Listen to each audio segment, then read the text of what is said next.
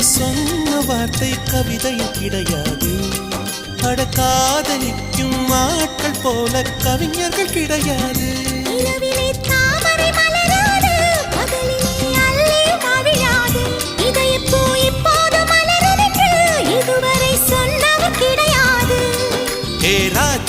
நீ ரம்பா ரம்பா உன்னை எடக்கெட தங்கம் தர துடிக்கும் நெஞ்சம். கைகள் தொடாமல் கண்களால் நெஞ்சை பந்தாடினாய்.